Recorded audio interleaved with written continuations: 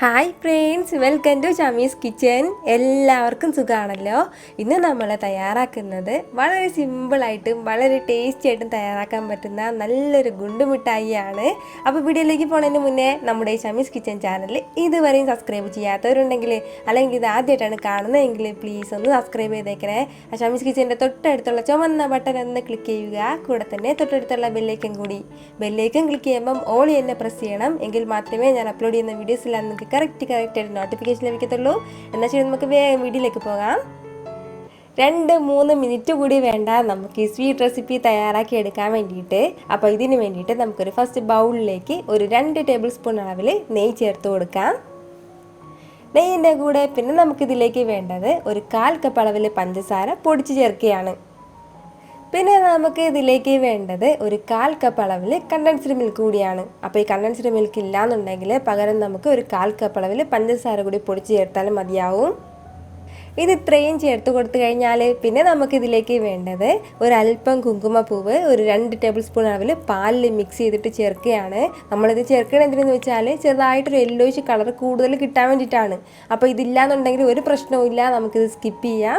പകരം ലൈറ്റായിട്ടുള്ളൊരു കളർ കിട്ടും, നമുക്ക് യെല്ലോയിഷ് കളർ ലൈറ്റായിട്ട് തന്നെ കിട്ടും, അത് തന്നെ മതിയാവും. അപ്പോൾ ഇതുണ്ടെങ്കിൽ മാത്രം ചേർത്താൽ മതിയാവും.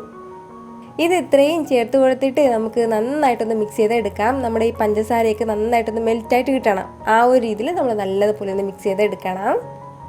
ഇതിപ്പോൾ ഞാൻ നന്നായിട്ട് മിക്സ് ചെയ്തെടുത്തിട്ടുണ്ട്. ഇത് ഇത്രയും തന്നെ മതിയാവും. ഇനി നമുക്കിതിലേക്ക് ചേർത്ത് കൊടുക്കേണ്ട മെയിനായിട്ടുള്ള ഇൻഗ്രീഡിയൻ്റ് ആണ് പൊട്ടുകടല. ഇതിപ്പോൾ വറുത്ത പൊട്ടുകടലയാണ്. അപ്പോൾ ഇനി ഞാനിപ്പോൾ 1 കപ്പ് അളവിൽ വറുത്ത പൊട്ടുകടല എടുത്തിട്ടുണ്ട്. ഇത് നമുക്ക് മിക്സിയുടെ ജാറിലിട്ട് നന്നായിട്ട് പൊടിച്ചിട്ട് വേണം ചേർക്കാനായിട്ട്. ഇപ്പോൾ വറുക്കാത്ത പച്ച പൊട്ടുകടലയാണെന്നുണ്ടെങ്കിൽ നമ്മളതൊന്ന് വറുത്തെടുക്കണം. പൊടിച്ചതിന് ശേഷം മാവൊന്ന് വറുത്തെടുത്താലും മതിയാവും. അല്ലാന്നുണ്ടെങ്കിൽ വറുത്ത പൊട്ടുകടലയാണെന്നുണ്ടെങ്കിൽ പ്രശ്നമൊന്നുമില്ല.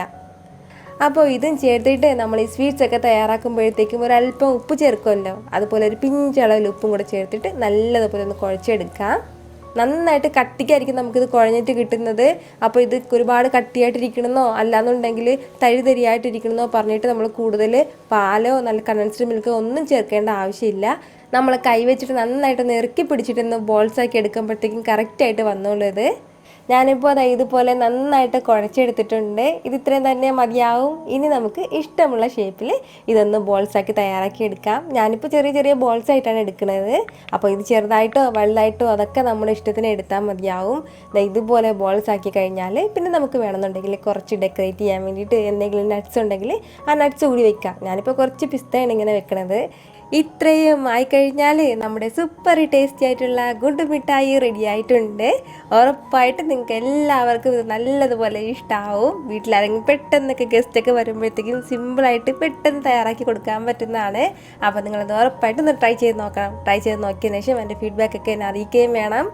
പിന്നെ 2 ദിവസമായിട്ട് വീഡിയോസൊന്നും അപ്ലോഡ് ചെയ്തിട്ടില്ലായിരുന്നു. ചെറുതായിട്ടൊന്ന് ജലദോഷം പിടിച്ചു, അതിൻ്റെ പേരിലാണ്. ഇപ്പോൾ ചെറുതായിട്ട് മാറി വരുന്നുണ്ട്.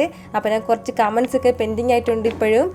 അപ്പോൾ അതിനൊക്കെ ഞാൻ ഉറപ്പായിട്ട് റിപ്ലൈ തരുന്നതായിരിക്കും. ഇന്ന് തന്നെ കംപ്ലീറ്റ് കമൻസിന് റിപ്ലൈ തന്ന് തീർത്തിരിക്കും. എന്നാൽ ശരി, വീണ്ടും നല്ലൊരു ഉഷാർ വീഡിയോ ആയിട്ട് ഞാൻ വരുന്നതായിരിക്കും. അതുവരേക്കും എല്ലാവരും ഹാപ്പി ആയിട്ടിരിക്കുക, സന്തോഷമായിട്ടിരിക്കുക, ചിരിച്ചുകൊണ്ടിരിക്കുക. Take care friends.